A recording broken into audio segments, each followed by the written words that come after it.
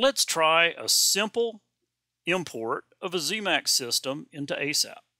For this, I've chosen the doublet.zmx from the Zemax samples, sequential, objectives folder in the Zemax installation. I've copied it into my working directory, and to launch the import, we simply double-click. We receive a dialog that has that selection of file, a file for output with the same name and the ASAP script file type INR, and the location of the glass catalog in the Zemax installation. The only other thing we want to check here is that we have the new translator selection on the convert button pull down. So be sure you have the new one selected and then hit the convert button. We're not going to worry about the report at the bottom of that dialog. We're just going to close the dialog and go straight to the ASAP script model.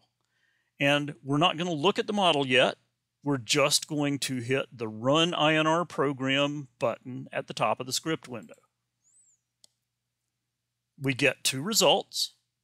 The first result is a profile or a sliced view through the middle of the system with a ray fan traced to its focus.